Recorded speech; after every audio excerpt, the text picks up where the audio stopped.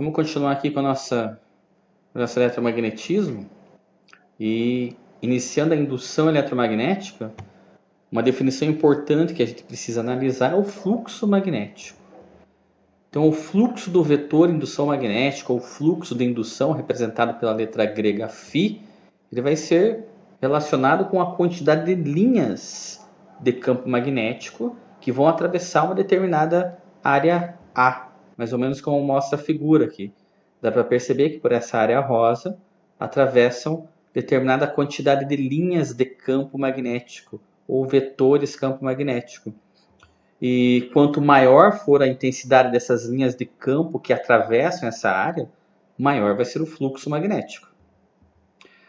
O fluxo do vetor indução magnética φ, através de uma superfície plana A, pode ser calculado por essa equação, onde B é a intensidade do vetor indução magnética medida em Tesla, o A é a área da superfície que estamos analisando, no qual o vetor indução magnética vai atravessar, e o θ, que é importante essa observação, é o ângulo entre o vetor indução magnética e uma reta normal à área A. Não é entre a própria área, mas a gente imagina uma reta perpendicular a essa área e o ângulo θ é entre essa reta e o vetor indução magnética. No sistema internacional, esse fluxo vai ser medido em Weber, né? O símbolo vai ser um WB, e 1 Weber vai ser o fluxo de indução, né, de uma superfície plana de área 1 metro quadrado, perpendicular a um campo uniforme de intensidade 1 Tesla. Vamos analisar aqui o que acontece com nosso fluxo de acordo com o ângulo e também uma outra unidade que pode aparecer para o nosso campo magnético. Então, a intensidade de campo magnético ela é medida em Tesla, então 1 Weber é 1 Tesla vezes 1 metro quadrado. E se a gente isolar aqui o Tesla, né, dimensionalmente, o Tesla vai ficar Weber por metro quadrado. Então, eu já vi enunciados com a intensidade do campo magnético ou da indução magnética medida em Weber por metro quadrado, também é do sistema internacional. Bom, se o ângulo entre a normal, a perpendicular ao plano da área, e o campo for de 90 graus, o cosseno de 90 vai ser zero, pela figura dá para perceber que não tem fluxo desse campo magnético através dessa área. A gente poderia imaginar essa área como uma espira, não vai ter fluxo do campo através dessa espira. Então o fluxo vai ser nulo.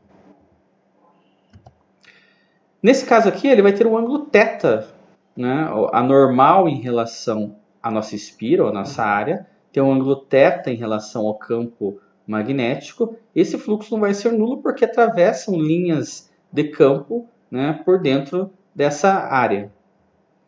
E no caso de a área da superfície ser perpendicular ao campo magnético, logo a normal a essa área é paralela ao campo magnético, o ângulo vai ser de 0 grau, o cosseno de zero vai ser igual a 1 e o fluxo vai ser só a intensidade do campo magnético vezes a área. Esse vai ser o fluxo máximo. Por que essa análise do fluxo? Porque de alguma forma a gente vai precisar saber, e isso é super importante nas próximas aulas, principalmente na lei de Faraday, como funciona ou como eu posso fazer para variar o fluxo magnético numa espira. Quais são as opções de variação que eu tenho? Bom, o fluxo magnético depende das grandezas campo magnético, área e do ângulo entre a área e a reta normal, né? O ângulo entre o vetor de indução magnética e a reta normal, a área. Então, de alguma forma, eu tenho que variar esse fluxo variando uma dessas três grandezas. Então, a primeira possibilidade de variação seria causada pela variação do próprio campo magnético em relação a essa espira. Então, aqui a gente tem um ímã próximo a uma espira e uma intensidade de linhas vai ocorrer um fluxo através dessa espira. Para que esse fluxo varie, eu posso fazer o seguinte, eu posso aproximar esse ímã ou aproximar a espira do ímã, tem que ter um movimento relativo entre os dois, né, de aproximação e afastamento. Enquanto menor for a distância entre o ímã e a espira, maior vai ser o fluxo magnético. Afastando um pouco o ímã da espira, né, maior distância, menor fluxo magnético. A outra possibilidade seria a variação da área. Então eu tenho aqui, inserido num campo magnético perpendicular ao plano da página, saindo do plano da página, uma área circular A. Se eu deformar essa espira, essa área diminui. Assim, ocorre uma variação do fluxo. Quanto maior for a área, maior vai ser o fluxo. Menor a área, menor o fluxo magnético. E a variação também pode ser causada pela variação do ângulo da normal à superfície da área e o campo magnético. Nesse caso aqui, o fluxo é nulo, não passa nenhum campo de indução pela superfície, pela área A. No caso, poderia ser uma espira. Aí eu vou girando, alterando o valor do ângulo, ele começa a ter fluxo máximo, volta para o fluxo zero. Então, se eu girar a espira, né, em relação ao campo, eu vou ter uma variação do ângulo e ter uma variação do fluxo. Ou eu poderia girar o campo em relação à espira, também vale. Vamos ver um exemplo aqui. Ó. Uma espira quadrada de 15 centímetros de lado está totalmente imersa em um campo de indução magnética uniforme e constante de intensidade 2 vezes 10 a menos 4 Tesla. Calcule o fluxo de indução dessa espira nos seguintes casos. Então, na letra A, quando o plano da espira é perpendicular às linhas de indução. Vamos ver aqui. Ó. O plano da espira, gente. Então, primeiro vamos calcular a área dessa espira, né? Se ela tem 15 centímetros de lado, é uma espira quadrada, né? 15 centímetros é 0,15 metros.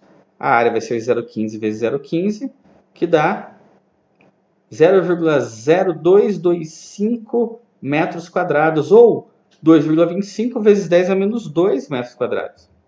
E, como o plano da espira é perpendicular às linhas de campo, o ângulo entre a normal ao plano e as linhas de campo será de 0 grau. Cosseno de zero vai ser igual a 1. Vamos calcular aqui o fluxo. Campo magnético, área, cosseno do ângulo. 2 vezes 10 a menos 4 teslas, que é o campo magnético. 2,25 vezes 10 a menos 2 metros quadrados, que é a área, cosseno de 0 grau. Fazendo a multiplicação, o fluxo será de 4,5 vezes 10 a menos 6 Weber. Na letra B, ele quer saber o valor do fluxo, né? Caso o plano da espira seja paralelo às linhas de campo de indução.